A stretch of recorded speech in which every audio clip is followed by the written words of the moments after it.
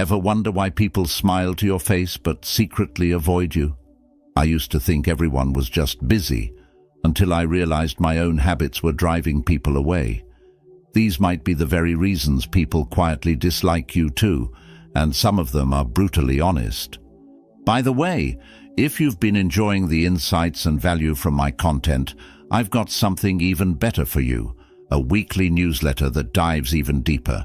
Each edition is packed with exclusive tips, personal stories, and practical advice that I don't share anywhere else. Think of it as your VIP access to strategies for growth, motivation, and self-mastery. Plus, you'll be the first to hear about new projects and get special content crafted just for subscribers. If you're serious about leveling up, don't miss out. Join the newsletter and let's make each week more impactful together. Link is in the description below. Okay, let's get started. Reason number 1. You talk too much about yourself. Imagine this. You're at a dinner with friends, the kind where everyone's unwinding, catching up on life. Before long, you're telling them all about your latest project, your weekend plans, maybe even your newest frustrations. You're on a roll, and it feels like you've got so much to say. But then, halfway through, you notice something. You're doing all the talking. Your friends are nodding, but they're not as engaged as you thought they'd be. They're giving those polite smiles, glancing at their phones, maybe even exchanging looks with each other. In that moment, it hits you. You've turned what could have been a shared conversation into a monologue. I know this feeling well because for a long time I was that person. I thought that by opening up and sharing more, I'd create a stronger bond with people. I'd tell myself, they care about me, so of course they'll want to hear all about my life. But gradually, I noticed something was off. Friends would look restless during our conversations, or they'd excuse themselves earlier than usual. And then one day, a close friend gave me some gentle but much-needed honesty. I love hearing about your life, but sometimes it feels like you don't leave room for anyone else's story. That simple truth stayed with me. It hurt at first. After all, my intentions had always been to connect with others, not alienate them. But looking back, I realized my friend was right. I'd been so caught up in sharing my own experiences that I'd forgotten to listen, to ask, to make space for others to express themselves. In my mind, I thought I was bonding, but in reality, I was dominating. My words filled the air, but they left no room for anyone else's voice. The deeper truth: conversations as shared space. When we make conversations all about ourselves, even unintentionally, it sends a message that we think our stories, our achievements, and our struggles are more important than theirs. Even when friends genuinely care about us, they need room to be heard too. Relationships are about balance, and when we tip that balance, we create silent resentment. Slowly, we might find people distancing themselves, not because they dislike us, but because they feel unseen in our presence. Listening, on the other hand, is a powerful act of respect. It shows others that we value their lives, their struggles, and their joy just as much as our own. When we take the time to ask, "How have you been?" and genuinely listen, we open doors for deeper connection. By simply holding space, we show that we care, not just about our own story, but about theirs too. What I learned when I started listening more. When I decided to shift my focus and start truly listening, everything changed. I began to realize how much I'd been missing: stories, emotions, even struggles my friends were going through, but never got the chance to share. I noticed that when I asked thoughtful questions, people would light up. They'd tell me about parts of their lives I'd never known, struggles they were facing, or little victories that meant the world to them. And the more I listened, the closer we became. Conversations stopped feeling like performances and started to feel like shared moments of connection.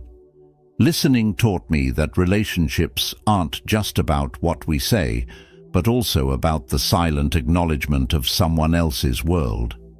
By giving them space to express, I was offering them something far more meaningful than my own anecdotes, a chance to be seen and valued. Over time, I realized that the people I admired most were the ones who were genuinely curious about others, who would lean in, ask questions, and remember the little details. They left people feeling uplifted, respected, and heard. The takeaway: to speak less, listen more. The irony is, the more I spoke about myself, the more distant my relationships became. But when I started to listen, I gained a deeper understanding, a closeness, and a mutual respect that wasn't there before. Talking less doesn't mean caring less. It means caring in a way that prioritizes connection over self-expression. In the end, if you want people to genuinely enjoy your company, try speaking a little less and listening a little more. Put yourself in their shoes, ask about their lives, and be there to celebrate, to empathize, and sometimes just to sit in shared silence. You'll find that these moments of quiet respect do more for your relationships than any long story ever could. Reason number 2: you one-up everyone. We've all had that friend who, no matter what you're going through, always has a better or worse story. You mention a tough week at work, and they've had a harder one.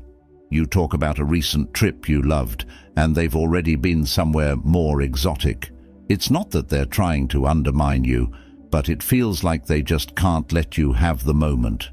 If this sounds familiar, you might be surprised to learn that once upon a time, I was that friend. I'd add my own experiences to the conversation, thinking I was bonding, but in reality, I was turning every moment into a competition. Here's how it would usually go.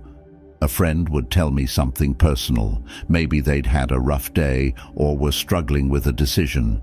And somehow, instead of letting the conversation stay focused on them, I'd jump in with my own similar story, unintentionally shifting the spotlight.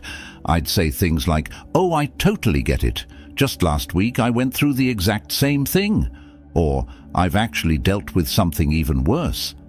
I'd believed that by relating my own experience I was showing empathy, but to my friends, it felt like I was trying to outshine or minimize what they were going through. One day, a friend finally called me out on it. They said, "Sometimes I just want to share something without feeling like I have to compete." That hit me hard. I realized that by constantly turning every story into a comparison, I was invalidating their experiences, making them feel smaller when they came to me for understanding. Why we fall into the one-up trap. Sometimes we fall into this habit because we genuinely want to connect. We think that by sharing our own similar experiences, we're showing empathy, saying, "Look, I understand what you're going through." But empathy doesn't mean having a better or worse story to tell. It means being present in the moment and allowing others to feel valued and heard. When we constantly one-up people, it suggests that their experiences are less meaningful than ours, that what they're going through somehow matters less because we've been through something more intense. At the core, the need to one-up can stem from insecurity or a desire to feel important. We want our experiences, our feelings to be validated, so we search for ways to put ourselves in the spotlight. But this habit doesn't build closeness. It creates distance. Friends and loved ones come to us not to be overshadowed, but to feel understood. What happened when I stopped one-upping? After that conversation with my friend, I made a conscious effort to stop turning every discussion into a comparison. Instead of jumping in with my own stories, I tried to listen without responding with something about myself. I'd say things like, "That sounds tough, tell me more about it." Or even, "How did you handle that?" This shift wasn't easy. I had to fight the urge to add my own experience, to let them have their moment fully. But over time, I noticed something incredible. People opened up to me more. They shared details they never had before, and our conversations grew deeper and more meaningful. I realized that by allowing others to express themselves without feeling overshadowed, I was giving them a rare gift: the freedom to be heard without judgment, comparison, or competition. And in turn, they valued my presence more because I had become someone they could trust to listen genuinely. Instead of draining our interactions with my need to relate, I became a sounding board, someone who offered support without conditions. The deep message: letting others shine. In relationships, sometimes the best way to show up is by stepping back. When we give people the chance to tell their story without feeling that they have to measure up to ours, we validate their unique journey. It's a subtle way of showing respect, saying, "Your experience matters, and I'm here to listen."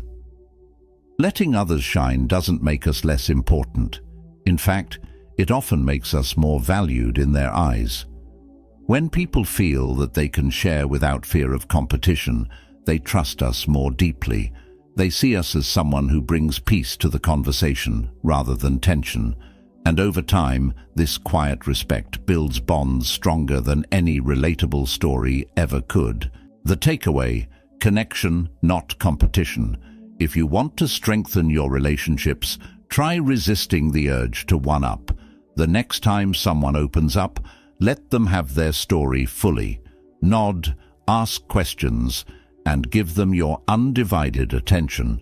Hold back your own experiences for a moment and let theirs take center stage. You'll find that people remember these moments not because you shared something extraordinary, but because you allowed them to feel extraordinary. True connection isn't about comparing notes or proving we understand. It's about creating a space where others feel valued for who they are, without conditions or competition. Letting others shine doesn't dim our light. It only makes the room we share that much brighter. Reason number 3: you're always right. Think about the last time you were in an argument. Maybe it was a debate with a friend, a heated discussion with a family member, or a disagreement at work. Did you find yourself tirelessly defending your point, convinced that if you just explained it better, they'd finally see things your way? That if they could just understand your perspective, they'd admit you were right? If so, you're not alone. I used to be that person too. For years, I felt this constant urge to prove my point, to make sure everyone around me knew I was right. In my mind, I thought I was doing a service. I believed I was enlightening others, bringing them to the truth. I even told myself it was a form of honesty, that I was being genuine and bold. But looking back, I can see how misguided I was. What I thought was helpful was, in fact, pushing people away, making them feel like their opinions didn't matter. One night, after a particularly long and unnecessary debate with a friend, I noticed something in their expression, a look of exhaustion, maybe even frustration. I had won the argument, but I hadn't really won anything. I'd gotten my way, but at what cost? My friend wasn't enlightened by my rightness. They were tired of it. That's when it hit me. My need to be right was hurting my relationships more than I could see. Why we get so caught up in being right? This need to always be right often stems from our ego. We equate being right with being respected, with being important. There's this strange satisfaction in proving our point, in convincing someone to think the way we do. It feels like a win, like validation. But what we fail to see is that the need to be right comes with a heavy price. When we insist on our point of view above all else, we subtly tell the other person, "I value my opinion more than I value you." It's as if we're saying, Your perspective is wrong, and until you adopt mine, we're at odds. I remember once in a family discussion, I argued relentlessly about a trivial issue, something that didn't really matter in the grand scheme of things. My family member eventually gave in, not because they agreed, but because they were tired of arguing with me. And that's when it hit me. I might have been right, but I had trampled on their voice to get there. I had won the discussion, but lost something much more valuable: their trust, their openness, maybe even their respect. The impact of always being right. Constantly needing to be right creates a wall between us and others. When people feel that they can't openly express their ideas or feelings without being shut down, they start to withdraw. Conversations become surface level because they know that any disagreement might lead to yet another debate. Over time, they may avoid deeper topics altogether, knowing that we'll only accept their thoughts if they align with ours. The reality is, people aren't looking for someone who's always right. They're looking for someone who's willing to listen, someone who values their perspective. When we're obsessed with being right, we dismiss other people's insights, experiences, and emotions.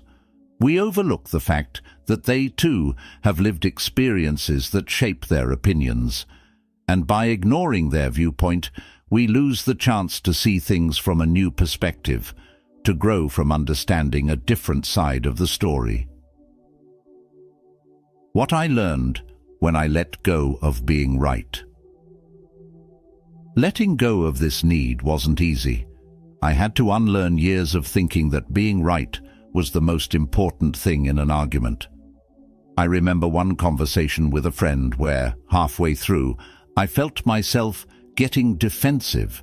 I could feel that urge to correct them rising, but instead of jumping in, I paused and decided to just listen. I resisted the temptation to counter every point they made, and instead I asked questions. I tried to understand their side, to see the issue from their perspective. In that moment, something shifted. They relaxed, became more open, and we actually connected on a deeper level. By letting go of my need to be right, I gained something far more valuable: insight, respect, and genuine understanding. I learned that people don't need us to be right. They need us to be present, to show them that we respect their perspective, even if we don't agree with it. The deep message: prioritizing connection over correctness. The irony is, the more I let go of the need to be right, the more peace I found within myself. I realized that true confidence doesn't come from proving others wrong. It comes from being secure enough in our own beliefs that we don't need others to validate them.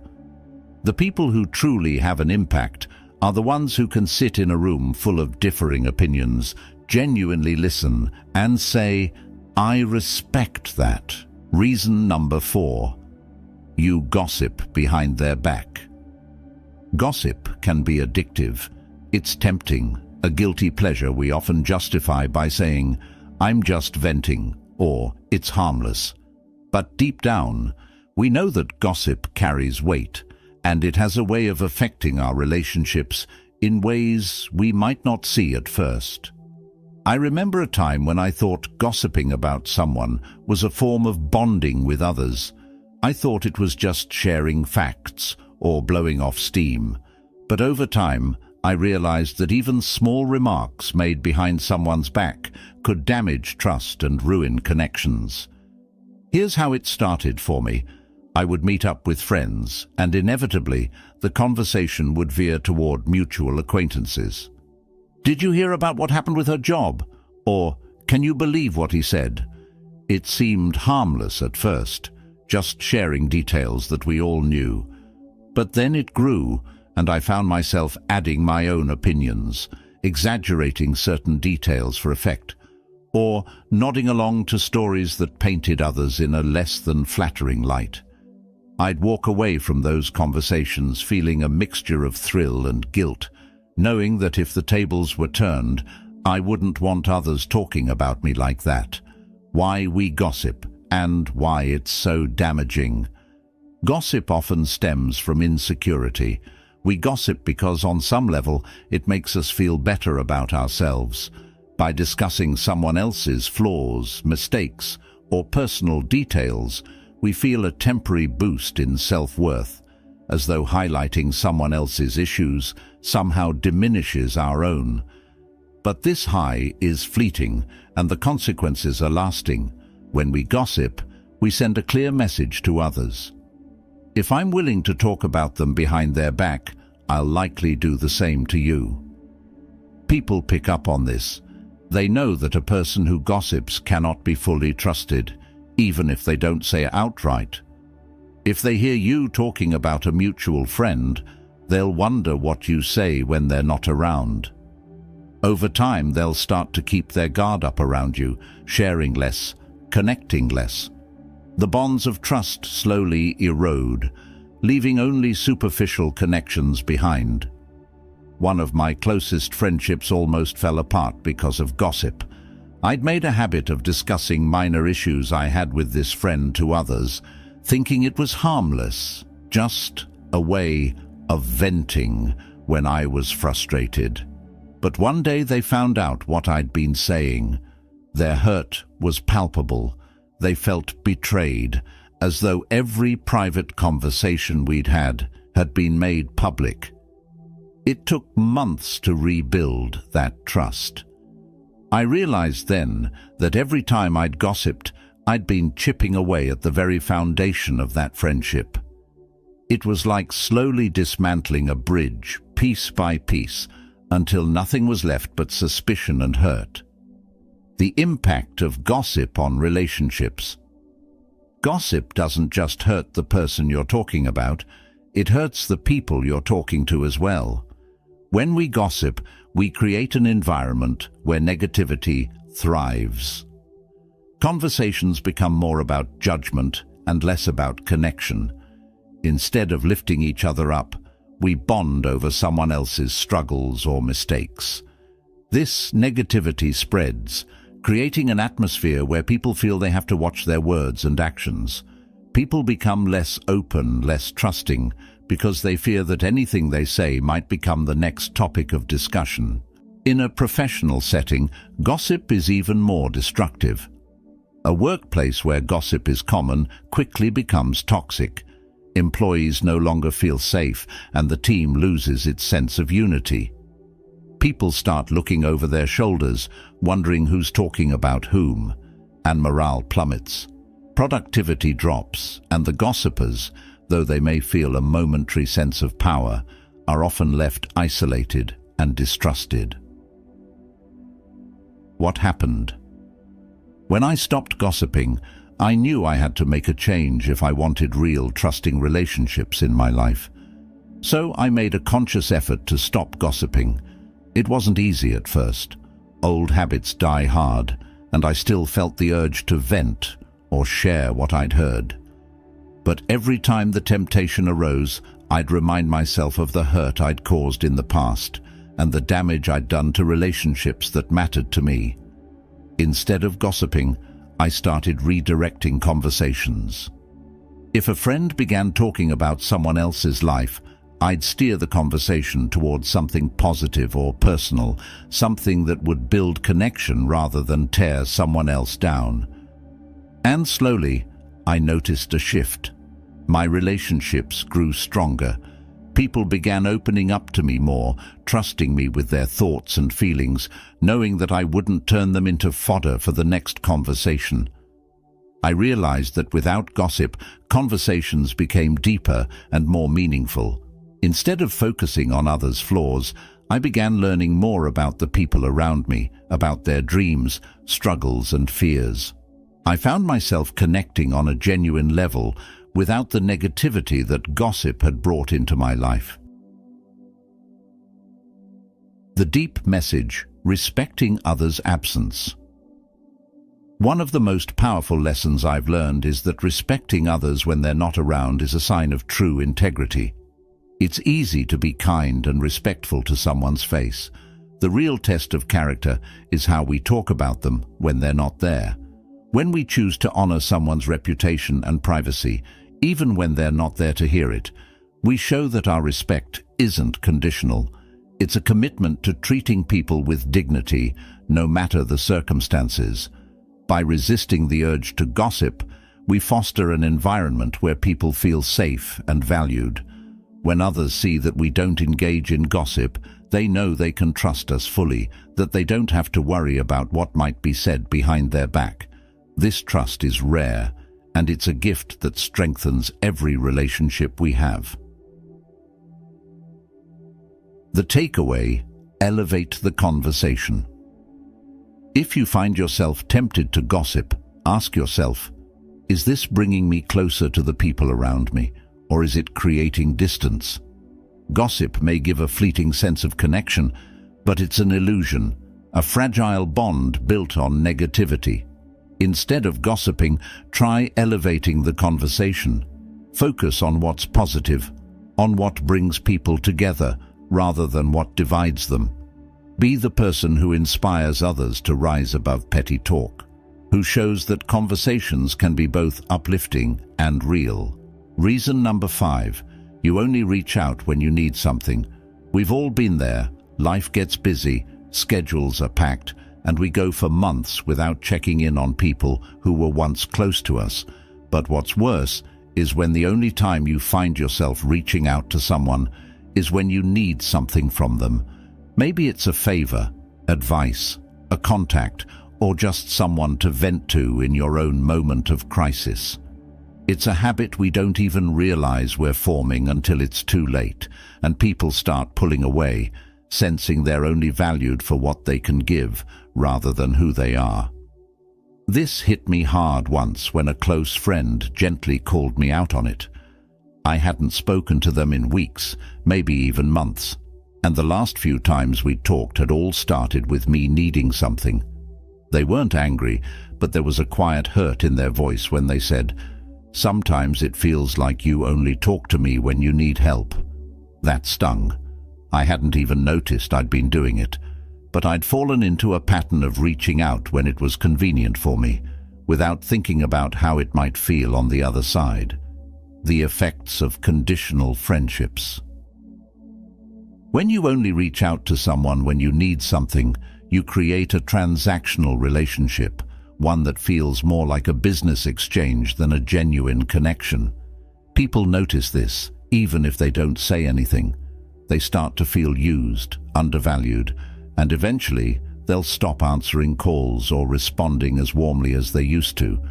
No one wants to feel like they're simply a resource, a backup plan, or an emotional sponge. Relationships are supposed to be a two-way street, a balance of giving and taking. If you're always the one asking and never the one giving, that balance collapses. Imagine if someone only checked in with you when they needed advice or help moving or a place to stay. At first you might brush it off, but over time you'd start to wonder if they cared about you at all. Do they appreciate you for who you are, or are you just a convenient solution to their problems? That's exactly how it feels when we're the ones reaching out only in times of need, whether we intend it or not. What this says about our priorities. Reaching out only when we need something often stems from an unconscious habit of prioritizing our own needs above the value of the relationship.